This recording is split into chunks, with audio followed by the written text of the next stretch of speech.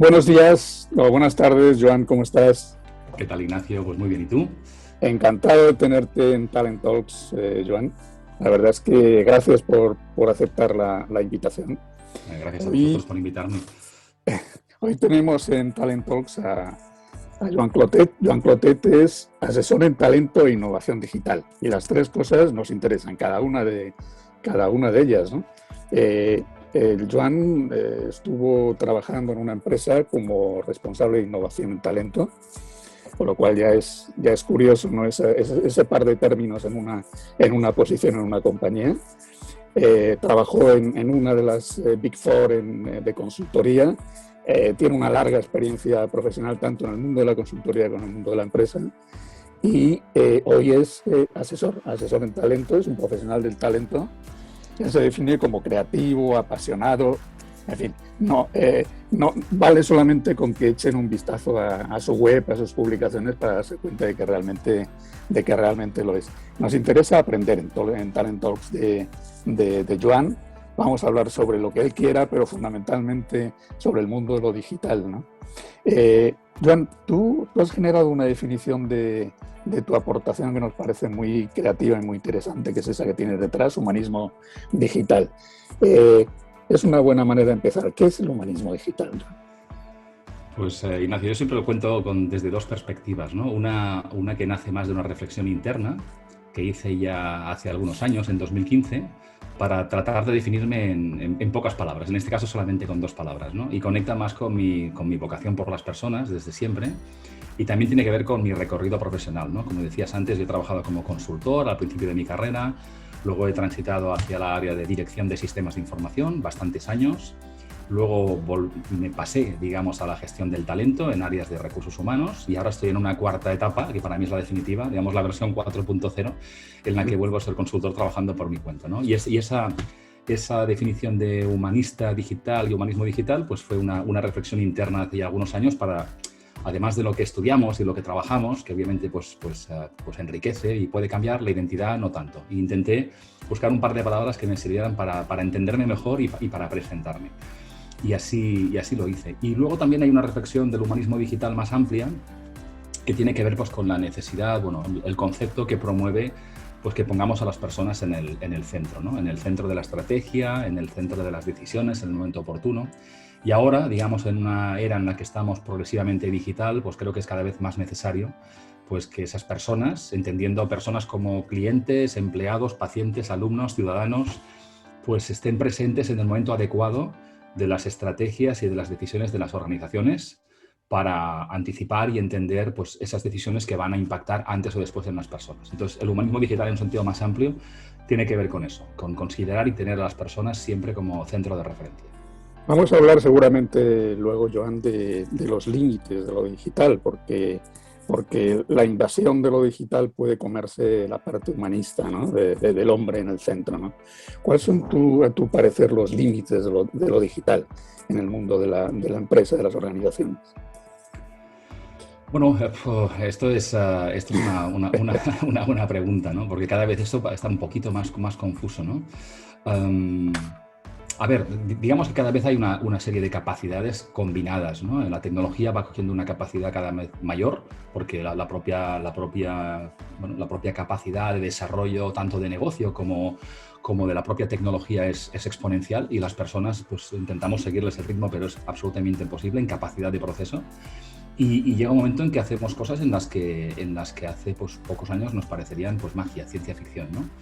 Y bueno, realmente tenemos que tener presente, bueno, primero el valor del factor humano, como decíamos antes, que yo creo que cuanta más tecnología tenemos, pues más sentido tiene poner en valor a las personas y ayudarlas a conocerse mejor y a crecer, porque la tecnología realmente pues, nos puede distanciar más de lo humano, pues a veces generando esas propias distancias, ¿no? Es decir, distancias...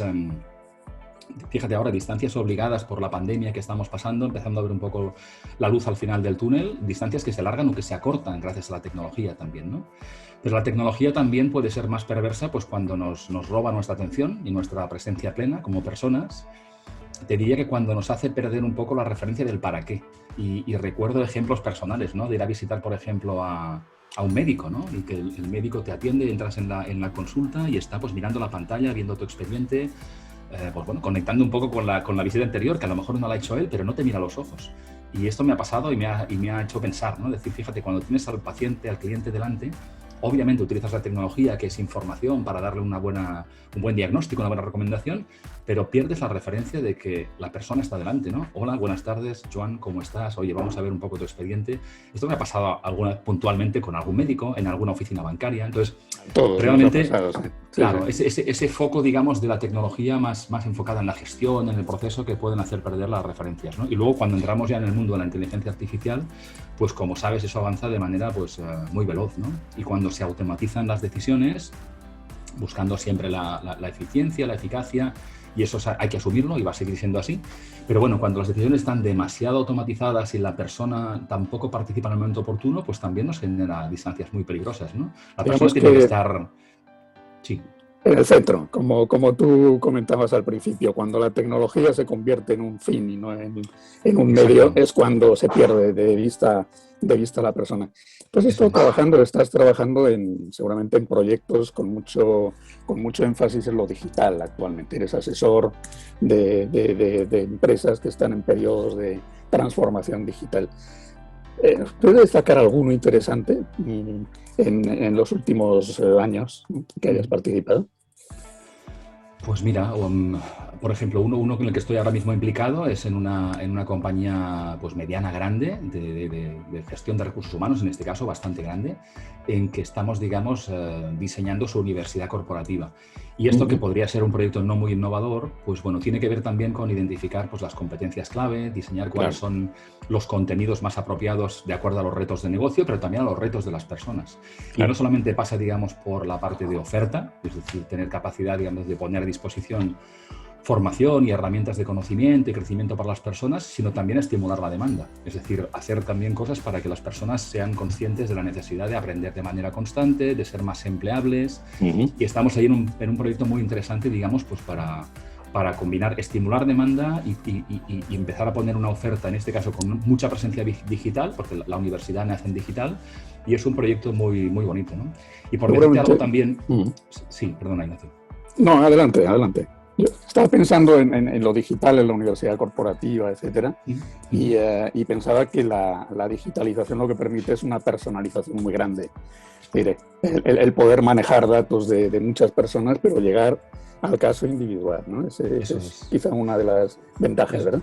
Claramente, es uno de los puntos clave, ¿no? Esto, claro, lo digital lo promueve más, ¿no? Es decir, en presencial y con grandes volúmenes de personas es más complicado, y las áreas de personas pues tienden a estandarizar o hacer procesos que te permitan escalar las cosas. En digital puedes llegar a cada persona individual, ¿no? En entenderle mejor, en preguntarle, en analizar mejor su rastro digital para entender mejor qué necesita y cómo puedes llegar a esa persona, ¿no? En qué momento, en qué canal, en qué horario, con qué formato.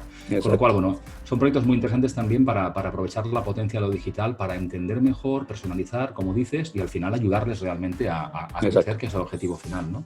Bueno, todos somos... Adelante, Juan. No, adelante, por contarte otro, quizá, que no tiene mucho que ver con esto, también es una organización, por ejemplo, en la que estamos haciendo un proyecto más en modo piloto, que tiene que ver con más foco en el liderazgo, ¿no? Una compañía que también tiene retos de transformación, que también con cierto componente digital, porque está omnipresente sea cual sea el negocio, y luego también que su estilo de liderazgo pues se dan cuenta que es necesario pues irlo evolucionando, ¿no? Una compañía, digamos, pues muy de procedimiento, muy jerárquica, muy racional, y estamos generando, digamos, nuevos espacios de conversación basados en el aprendizaje también, para que los diferentes líderes pues tengan nuevos espacios de conversación con sus personas, que conectan con sus retos de futuro, que ponen en valor aquello que han aprendido en el pasado y aquello que tienen que aprender en el futuro. Y además de conectar, digamos, directamente con la necesidad de aprender y estimularla, pues también permite un espacio de conversación que se aleja del habitual, digamos, más de performance, de rendimiento, o conversaciones asociadas, digamos, a cobertura de objetivos o actualización de sueldo. Es decir, paramos, vemos dónde estamos, hacia dónde vamos y qué vamos a necesitar aprender, y por tanto, todos, empezando por el propio manager, qué habrá que hacer distinto o dejar de hacer para conseguir los retos de negocio, ¿no? Entonces, siempre es una una mezcla, digamos, de capacidades humanas en un entorno cada vez más técnico, más digital, para conseguir cambios y transformaciones que lleven a resultados, ¿no? A los líderes se les impone trabajar en culturas digitales, ¿no? Tener a su cargo equipos digitales, equipos humanos, y la cultura la conforman ellos muchas veces, ¿no? En la mayoría de las ocasiones, ¿no? ¿Qué retos impone a los líderes al liderazgo la cultura digital y la transformación de la cultura en digital? Pues probablemente los propios probablemente de cualquier transformación, ¿no? Que a lo mejor han vivido también por un tema generacional en otras décadas, los cambios, las transformaciones y quizá las más disruptivas, pues gestionar eso, ¿no? Es decir, primero entender su necesidad y promoverlos, y luego también ser capaz de entender y gestionar las resistencias que generan, ¿no? Por lo tanto, todo lo que tenga que ver, pues primero con aceptar el cambio de contexto, cambios a veces muy radicales y muy rápidos en sus sectores, que si los líderes no anticipan a tiempo y reaccionan, pues les puede costar la continuidad del negocio, y asumir cosas como la desintermediación, nuevas formas de trabajo, también sistematización de tareas que son a veces muy invasivas también en el campo del conocimiento, no solamente en lo más mecánico. Otro tema que es muy básico, pero que es apostar de manera decidida por centrarse en el cliente, externo o interno, en el empleado, pero que sea realmente el punto de referencia. Y luego también eso, el cambio en el propio estilo de liderazgo de la persona, ¿no? Que en ese entorno de transformación no lo van a hacer todo ellos y ellas, con lo cual ser capaces de influir, porque el liderazgo es influencia, a veces haciendo más preguntas que dando respuestas, siendo más valientes y más ágiles tomando decisiones, porque el contexto cambia deprisa, y además promoviendo que otras personas lo hagan, con más tolerancia al error, con más apertura a lo incierto. Yo creo que ese es un poco el contexto que además no ocurre solamente en la etapa de la transformación, sino que en parte tenemos que ya acostumbrarnos y acostumbrar a otras personas a sentirnos más o menos cómodas en ellos, ¿no? De todas formas, yo creo que la digitalización en el mundo exterior a la empresa es mucho más rápida que en el interior. Muchas veces, no sé si has tenido esa experiencia, vienes del mundo digital, ¿no? Y te metes en una organización no digital todavía, ¿no? Entonces, eso es una ventaja que tenemos en el tema del cambio, ¿no? O sea, sabemos de cuál es el modelo que hay fuera y podemos trabajar a partir de ahí dentro de la organización. Los millennials, ¿no? Son los centennials y la generación X, ¿no? Perdón, la generación alfa las llaman, que son los hijos de los millennials, empiezan a llamarse así ya, ¿no?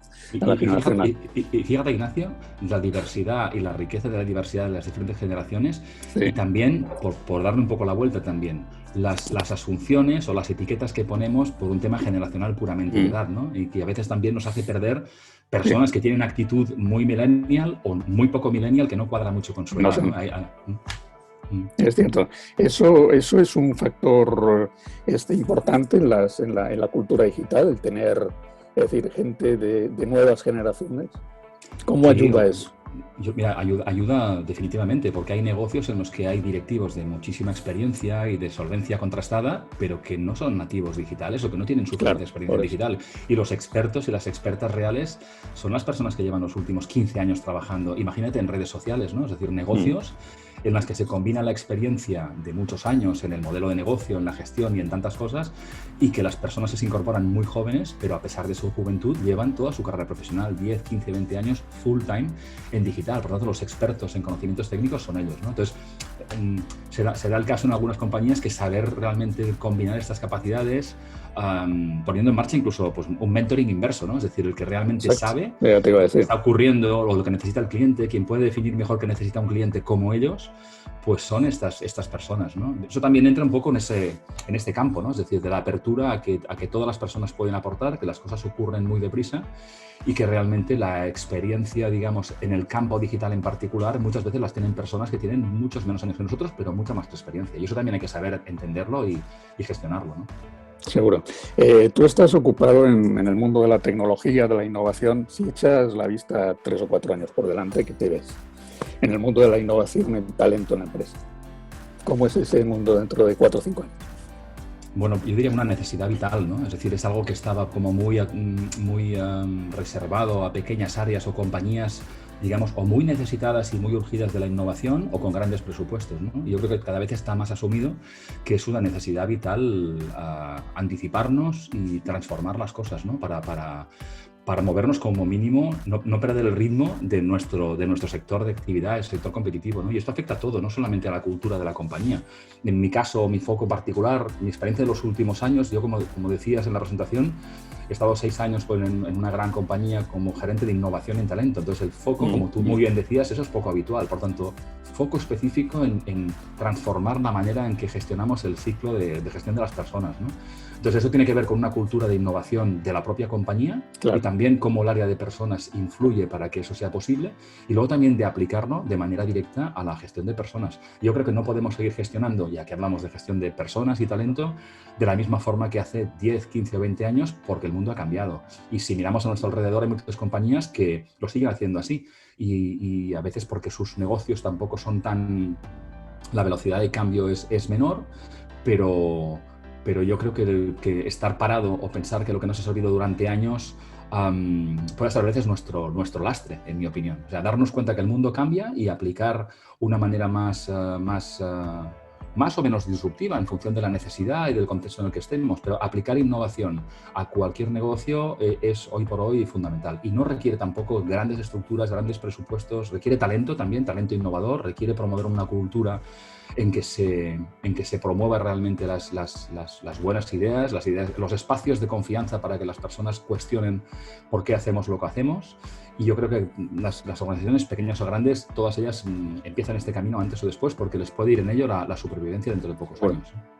Y seguro, y como decías tú al principio, es un poco el lema de tu actividad, el humanismo digital, cuando nos demos cuenta que lo digital lo que hace es acrecentar lo humano, facilitar lo humano y que aparezcan las personas más naturales y más auténticas y pueda florecer el talento, nos daremos cuenta de que la digitalización es imprescindible, ¿no? En muchos campos, ¿verdad? Sin duda. Sin duda, sí. Hace algunos años era como una capa adicional, ¿no? Claro, como son, por ejemplo, los datos. Yo necesito realmente tener datos y extraer y exprimir valor de mis datos.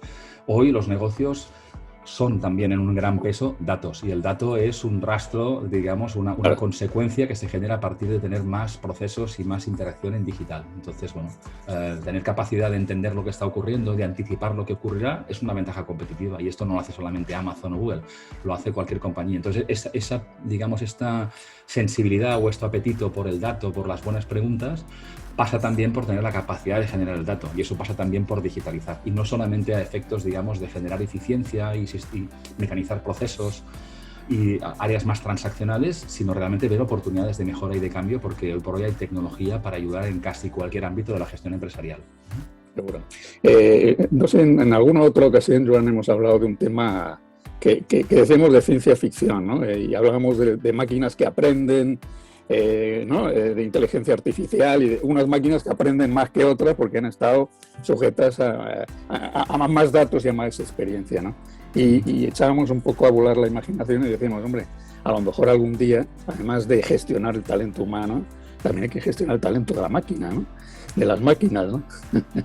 No sé qué opinas tú de eso. Pues puede pasar. De hecho, ya veremos en el futuro, ¿eh? Ojalá lo sigamos comentando tú y yo, viendo qué pasa a nuestro alrededor, pero la verdad es que si miramos atrás, en los últimos 15 o 20 años, pues también había cosas que están pasando hoy que nos parecían imposibles de ciencia ficción, ¿no? Como decías ahora, ¿no? Y que son cosas que solamente las personas podíamos hacer, ¿no? Entonces, no lo sé. También lo acabas de mencionar, ¿no? Es decir, hoy por hoy hay puestos de trabajo que son entrenador de empatía de robots, por ejemplo, ¿no? Parece de película y está ocurriendo ya, ¿no? Personas que mejoran la calidad de un chatbot en su interacción con las personas. Imaginamos seguramente el robot físico humanoide, pero ya hay inteligencia artificial que interactúa con personas para hacer mejor sus funciones y su trabajo, ¿no? Y cada vez el hecho de combinar, digamos, capacidades humanas y no tan humanas está a la orden del día, ¿no? Entonces aparecerá esa necesidad, esas capacidades están ahí ya. No sé si realmente el área de talento será la encargada de poner foco en ello, pero bueno, en mi opinión, digamos que la gestión del talento humano tiene todavía mucho recorrido, es decir, mucho recorrido. En mi opinión hay mucha capacidad, mucho talento y mucha motivación latente en las organizaciones, que desde las áreas de personas o los que tenemos experiencia o foco en este área podemos ayudar muchísimo, ¿no? en sacar mucho más partido del talento humano que tenemos, porque ese talento humano realmente es el que desarrolla tecnología también, es la tecnología de futuro. Y seguramente veremos cosas que nos parecen de película, así que es mejor no estar cerrado ganado nada, ¿no? Porque ya te digo, echando la vista atrás, en los últimos 10-15 años, si nos decían que hoy sería posible pues hablar con nuestros móviles y que nos entiendan, claro, entre comillas, pues hace 20 años nos parecería, pues oye, esto de la NASA, ¿no? O de una película de ciencia ficción. Y hoy por hoy nos parece de lo más natural, ¿no? Desde que estemos por la calle y digamos, oye, busco esta calle, que te diga la primera a la derecha, la segunda a la izquierda, ¿no? Entonces, a partir de aquí y con la capacidad progresiva de mejora, crecimiento y abaratamiento de la tecnología, pues van a seguir pasando cosas espectaculares, ¿no? Y ahí las personas con su talento pues tienen que estar ahí pues para acompañarlo y para complementarlo y para mejorarlo. Y te diría incluso que para saber desconectarlo a tiempo, para no perder el control de esa capacidad de la tecnología. Ese es uno de los límites seguramente a lo que nos referíamos antes. Estamos en un círculo virtuoso, ¿no? Máquina, persona, persona, máquina, al servicio todo del talento humano, digamos. En definitiva, ¿no? Joan, no tenemos mucho tiempo en las Talent Talks, es una lástima. Tenemos que cortar aquí. Ha sido un placer estar contigo en esta entrevista y nos vamos a ver seguro en el futuro otra vez. Fantástico, Ignacio. Pues muchísimas gracias por invitarme y un placer, como siempre, conversar contigo sobre estos temas, ¿eh? Igualmente, un abrazo. Muy bien. Otro para ti. Adiós. Adiós. Adiós.